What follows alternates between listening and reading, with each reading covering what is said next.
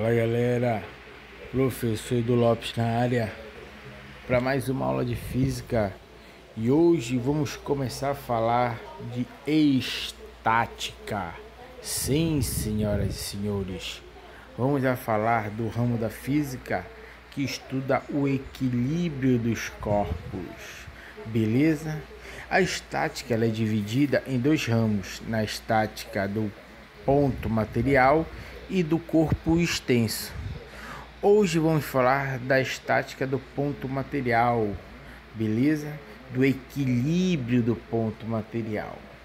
Ora. Sendo assim, vamos entender o seguinte. Primeiramente, como já adiantei para ti, a estática é a parte da física que se preocupa em estudar nada mais nada menos que os corpos em equilíbrio, os corpos em repouso, ausência de movimento, senhoras e senhores. Beleza? Então, se a estática vai estudar os corpos de equilíbrio, e hoje vamos falar da estática do corpo do ponto material, então vamos estudar o equilíbrio do ponto material. Vamos estudar como os pontos materiais permanecem em equilíbrio, a ausência de movimento. Tá ligado, né, irmão? Qual é o plano? É tu entenderes primeiramente que o que é ponto material.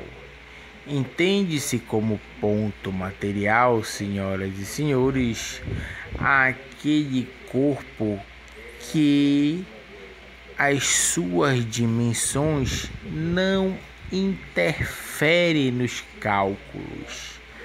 A dimensão do corpo não influencia nos cálculos. Ou podemos definir que o ponto material ele não rotaciona, ele simplesmente translada. É uma outra forma de definir o que é ponto material. Beleza?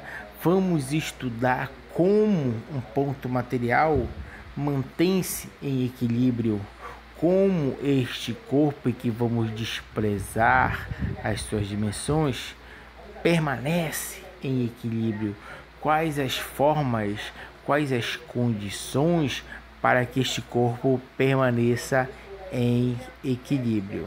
Beleza? Suave, meu irmão. Vem daí que eu vou daqui, papai. Então te liga. Então, como eu te falei, a estática do ponto material, nós vamos trabalhar com a condição de equilíbrio. Qual é a condição de um ponto material ficar em equilíbrio? O que nós temos que ter para que um ponto material não se mova, não entre em movimento?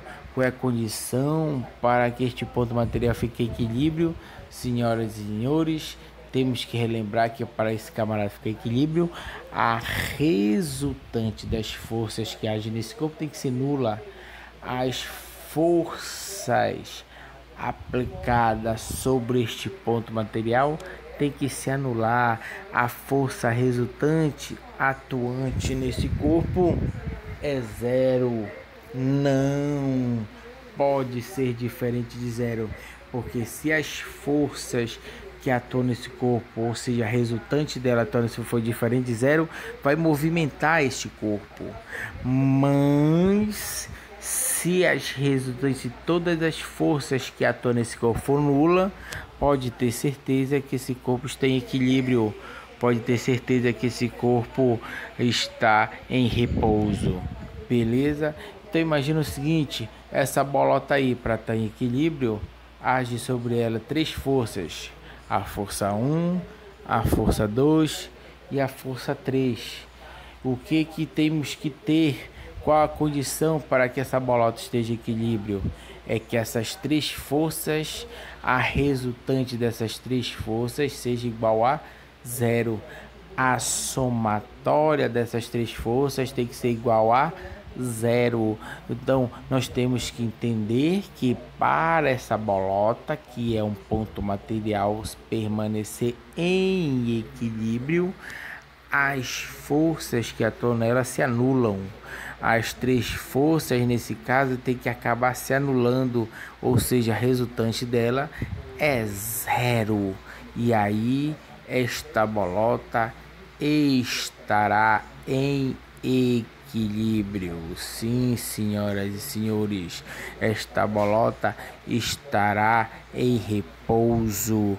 Esta bolota estará estática se as forças que agem sobre ela forem zero. Se a resultante das forças que agem sobre ela for nula, se a força resultante for igual a zero, então força resultante nula quer dizer que as forças que agem em um corpo se anulam. Quer dizer que as forças dos corpos se anulando, quer dizer que esse corpo está em equilíbrio. No caso do estudo que nós temos aqui agora, esse equilíbrio é estático, ou seja, o corpo está em repouso. Beleza? Filé, tranquilo, meu irmão, suavizão, só na manha, para que isso fique bem claro em nossas mentes. Galera, vamos entender dois métodos para entender a estática de um ponto material. O primeiro método é o método poligonal das forças. Sim, assunto que nós vimos em vetores. A método poligonal, método do polígono das forças, vem para nos dizer se esse corpo está em repouso. Então observa o seguinte, ó, esta bolota aí, ela está em equilíbrio, lógico, nesse caso aí ela estaria flutuando e estaria, na verdade, desafiando as leis da natureza. Para ela ficar em equilíbrio, ela tem a ação da força das cordas aí, que nós chamamos de tração. Graças às trações dessas duas cordas, ela está em equilíbrio, ela está parada nesse momento aí, nessa situação. Então, se nós observarmos, nós temos a corda 1 aplicando uma força que nós vamos chamar de tração 1. Nós temos a força de tração da corda 2, que nós vamos chamar de T2. E lógico, se nós cortarmos essas duas cordas, nunca que essa bola vai flutuar. Qual é a tendência dela? Cair. Por que ela cai? Graças à força peso, graças ao peso dela que está para baixo.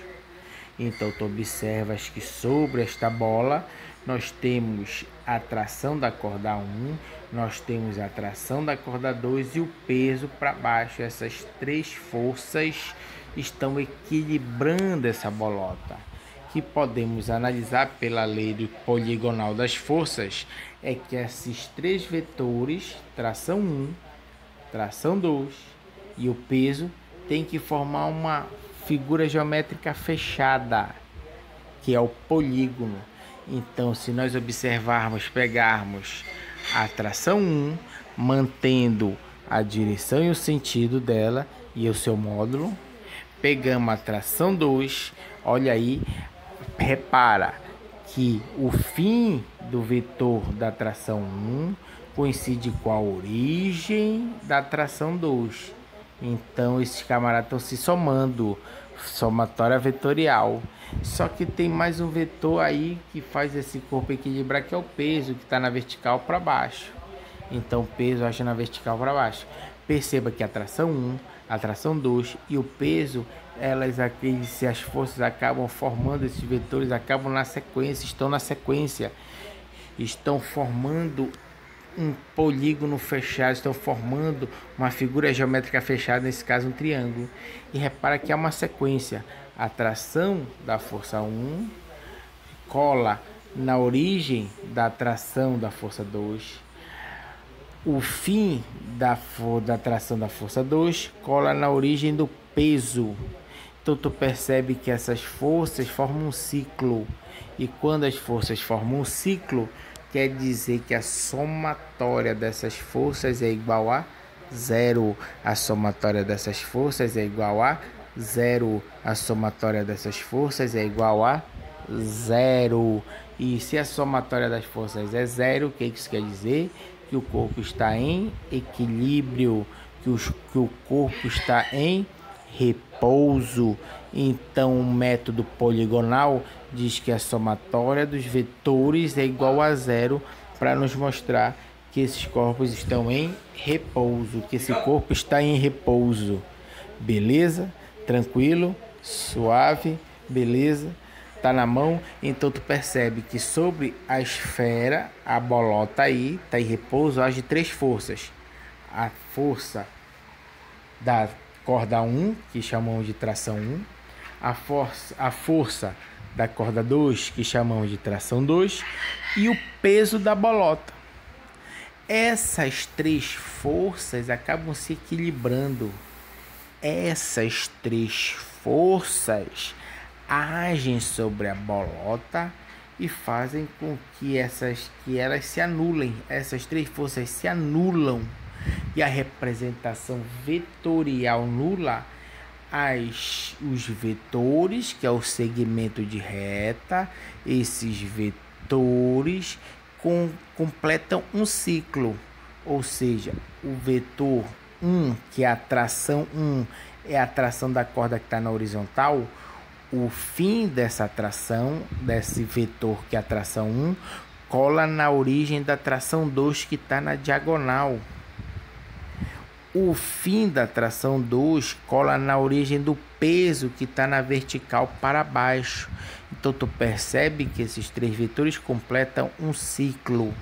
Quando os vetores completam um ciclo, a soma deles é zero. A soma deles é nula. E quando as forças se anulam, o que isso quer nos dizer? Que o corpo está em equilíbrio, a bolota está em repouso, está estático. Esse é o primeiro método, beleza? Tranquilo, suave, meu irmão. O próximo método é o método das projeções. A mesma situação, perceba a bolota com uma corda na horizontal e a outra corda na diagonal, beleza? Tu percebes que essa corda na diagonal forma um ângulo com a superfície que ela está presa. Este ângulo eu vou chamar de θ. A este ângulo de inclinação de uma das cordas que suspende essa bolota. Repara, a bolota está presa por duas cordas, uma corda na horizontal e outra corda na diagonal. O ângulo de inclinação da corda na diagonal, este ângulo da corda diagonal com a superfície que ela está presa, eu vou chamar de θ. Beleza? Suave. Esse é o método das projeções. Te liga porque é método das projeções. Então, a corda na horizontal aplica uma força na bolota, que essa força é a tração. Força das cordas é a tração. Força que as cordas aplicam nos corpos, nós chamamos de tração ou tensão, que eu vou chamar de T1. Beleza? A corda na diagonal aplica uma força na bolota que eu chamo de tração 2, T2. Beleza? Tá na diagonal. E lógico, essas duas cordas fazem com que a bolota não caia. Se ela ia cair por causa de quem? Por causa do seu peso que age para baixo. Então, a força que as duas cordas aplicam na bolota equilibra com a força peso da bolota que age para baixo. Já é? Tranquilo. Então, o método das projeções faz com que nós primeiro traçamos o eixo vertical na bolota e o eixo horizontal.